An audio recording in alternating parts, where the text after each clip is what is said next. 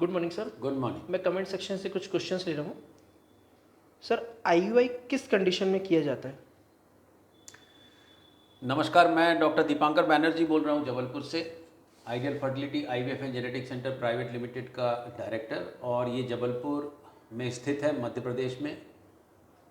ये जो क्वेश्चन है आईयूआई किस कंडीशन में करना चाहिए, आईयूआई अधिकतर हम इडियोपैथिक इनफर्टिलिटी, मतलब जहाँ पर ट्यूब अच्छी हो, स्पर्म काउंट अच्छा हो, सीमेन एनालिसिस मतलब अच्छा हो, पीरियड रेगुलर हो, ओवुलेशन हो रहा हो, फिर भी यदि प्रेगनेंसी नहीं हो रही है, तब 3 साइकिल आईयूआई का कर सकते हैं स्पर्म वॉशिंग करके। ये एक इंडिकेशन है, बट उसमें ट्यूब की कंडीशन देखना बहुत ज़रूरी है। खासकर मैं जो एचएसजी है उस प्लेट को ज़रूर देखता हूँ। कई बार ट्यूब खुले होने रहने के बाद भी ट्यूब बहुत काम की नहीं होती है, तब आईयूआई काम नहीं करता। सर, एचसीजी इंजेक्शन लगने के कितने दिन बाद बीटा एचसीजी टेस्ट होना चाहिए? एचसीजी लिखने के बाद जो मैं पर्सनली देखा हूँ कि यदि आप 2000 एचसीजी आप लगा दें तो तीसरे या चौथे दिन में उसका इफेक्ट ख़त्म होने लगता है। तो मैं कोशिश करता हूँ कि जो बीटा एचसीजी कराऊँ कम से कम 4 या 5 दिन का गैप रखूँ, खासकर 2000 यूनिट में।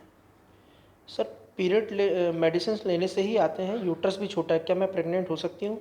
पीरियड यदि मेडिसिन लेने से आते हैं, यदि पीरियड आते हैं, मतलब आपका यूट्रस है वहाँ पर और यूट्रस रिस्पॉन्सिव है। अब डिपेंड करता है कि आपके यूट्रस को चलाने वाला ओवरी से जो हार्मोन निकलता है वो क्यों नहीं निकलता। यदि ओवरी से हार्मोन नहीं निकलता है तो ओवरी खुद स्वयं बीमार है कि उसका मैनेजमेंट खराब है। ये मैं इसलिए बोल रहा हूँ क्योंकि इसमें जांच करना और इसमें डायग्नोसिस करना बहुत ज़रूरी है। अदरवाइज़ खाली पीरियड नहीं आता है को लेकर ट्रीटमेंट अंदाज से देना ठीक नहीं है। आपके यहाँ आईवीएफ की सक्सेस रेट कितनी है? ये एक वीडियो में पहले भी मैं डाला हूँ कि आईवीएफ की सक्सेस रेट कितनी है। आईवीएफ की सक्सेस रेट पूरी डिपेंड करती है सीड और सॉइल पे, मतलब बीज की क्वालिटी और ज़मीन की क्वालिटी पे। यदि उम्र कम है महिला की और एएमएच अच्छा है, और यदि एंडोमेट्रियम अच्छा है, स्पर्म काउंट अच्छा है, ट्यूबल फैक्टर हो इनफर्टिलिटी का, तो कई बार ये 70-75%, 80% तक भी जाता है।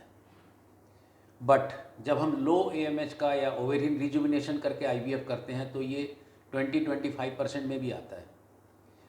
इसका मतलब ये हुआ कि जो डिपेंड करता है आईवीएफ सक्सेस, वो डिपेंड करता है कि यदि आप क्वालिटी वाइज लैब में अच्छे रहें, जिसमें कि आप साथ में जो आईवीएफ कर रहे हैं सबका क्वालिटी वाइज मेंटेन रहे, किसी एक का एम्ब्रियो अच्छा नहीं बने, तो ये मान के चलना चाहिए कि वो पर्टिकुलर एम्ब्रियो, वो पर्टिकुलर एग या वो पर्टिकुलर स्पर्म का जो एम्ब्रियो बना, जो भ्रूण बना, उसके लिए वो खुद स्वयं उत्तरदायी है खराब होने के लिए। अधिकतर उन केसेस में जिसमें कि एएमएच कम हो या स्पर्म काउंट बहुत ख़राब हो, ऐसी चीज़ें होती हैं जिसमें सक्सेस रेट कम हो जाती है।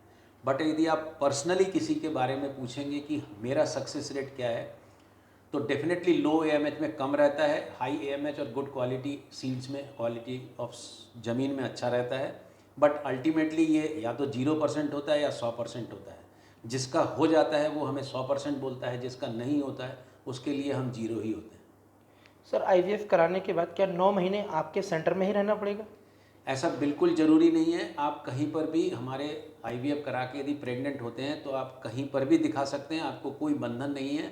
बट चूंकि मैं फीटल मेडिसिन यूनिट भी चलाता हूं और बहुत सारी फैसिलिटीज़ हैं गर्भस्थ शिशु को देखने के लिए, तो हमारा एक उद्देश्य ये रहता है कि जिसको प्रेगनेंसी नहीं हो रही है उसको प्रेगनेंसी हो, और यदि बच्चा ठहरे या प्रेगनेंसी हो तो अच्छा बच्चा हो, तो वो वाला क्वालिटी केयर भी हम देते हैं। बट उसके लिए ज़रूरी नहीं है कि आप बाध्य नहीं है कि हमसे ही कराएं, बट आपका स्वागत है। सर, एंडोमेट्रियम 5 मिलीमीटर से ज़्यादा नहीं बढ़ता, क्या करना चाहिए? एंडोमेट्रियम यदि 5 मिलीमीटर से नहीं बढ़ता है और ट्रिपल लेयर है, तो कोशिश ये करना चाहिए कि यदि हम ओरल ईस्ट्राडियल ना लेके आप सबक्यूटेनियस ईस्ट्राडियल लें, या फिर आप लो डोज एस्पिरिन लें, सिल्डेनाफिल लें। कई बार हम पीआरपी का भी इस्तेमाल करते हैं, कई बार जीसीएसएफ का इस्तेमाल करते हैं। बहुत सारी चीज़ें इस्तेमाल होती हैं जिसमें कि हम एंडोमेट्रियम को 6 मिलीमीटर के ऊपर भी ले जा सकते हैं। बट यदि ट्रिपल लेयर 5.5 भी अच्छा है तो उसको ख़राब नहीं मानना चाहिए। सुनने के लिए बहुत धन्यवाद। और आप यदि इस चैनल को अभी तक फॉलो कर रहे हैं, इस वीडियो को देख रहे हैं, तो इस चैनल को सब्सक्राइब करिए और नोटिफिकेशन बटन को ऑन करके रखिए ताकि आपके पास में जो नए वीडियोस हों उनकी जानकारी आप तक पहुंच सके। आप हमारे सोशल मीडिया के दूसरे प्लेटफॉर्म पर भी जाके अपने कमेंट्स या अपने विचार रख सकते हैं। जैसे इंस्टाग्राम में या फिर आइडियल फर्टिलिटी के फेसबुक पेज पर। सुनने और जुड़ने के लिए बहुत बहुत धन्यवाद।